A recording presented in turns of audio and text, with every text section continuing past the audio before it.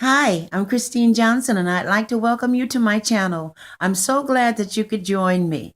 Today, I am going to continue my mini series, number 6, and it is dealing with the spirit of fear. The spirit of fear. Are you ready? It's a little short story of how my grandmother used wisdom when I was a little girl to deliver me from nightmares.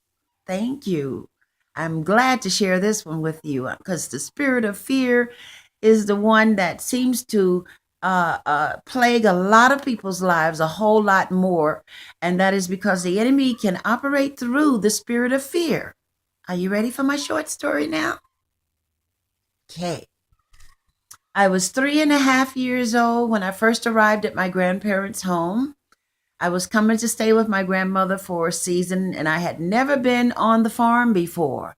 So here I was, a little girl, a little girly girl from the city. I was born in the city, one of the biggest cities in the world. And here I was in the country on a farm where there were plenty of animals and snakes and worms and baits and all kinds of little creatures.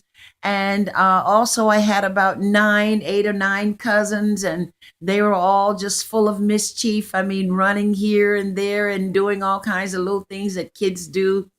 And so they decided that they would make me a target from the time that they realized that I was afraid of worms. So they would get me to come and hold my hand out. And then when I hold my hand out, they drop the bait in there, it was the baits that I could not stand. And so they would drop it in my hand, and then they would just start laughing, and I would just scream, and I would just be so terrified. And then there were other times when they would take them and they would drop them down my back. And I mean, could you imagine? I mean, I was so terrified of every creature basically on the farm, and especially the little worms and baits and snails. And oh, I couldn't stand it. And that was one of the things that I really, really did not like as a child. And so my cousins were doing this habitually. They were just constantly doing this to me and plaguing with me. The more I would be terrified, the more they would laugh. And so it started to affect me. I would go to bed at night, and while I was trying to go to sleep, I'd start seeing all these worms and snakes and baits and even other creatures that I couldn't even tell you to this day what they were, but they were all terrifying me. And so I would scream. I mean, there was a room full of us, all of the children, a lot of us, the girls all stayed in one room, and there were 9 of us. So it wasn't all girls, but the girls' room, of the 5 that I was with, we were all together.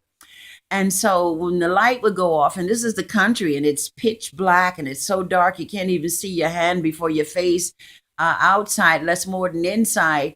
And when the lights are out, and I would just start to scream in terror. And my grandmother was a very strict woman, so to scream in terror and to have that door open and for her to come in, it was like I didn't know who to fear the most, whether it was her or if it was the creatures that I was seeing. I was very terrified. And my grandmother was very strict, and I guess she had never experienced this before with me, and she was trying to figure out what was going on. I remember the look on her face when she came into the room. And so this went on for several nights until finally one day, I was standing in the yard, and the rest of my cousins, they all came over. I guess they realized they had a conscience at this point that they were terrifying me. I was the youngest of all of them, and I was only about 3.5 years old. And so what they did was they came over to me and they had the bait, and I started to run soon as I saw it. But they said, "No, no, wait, wait." Says, "See, look at it. Just look at it."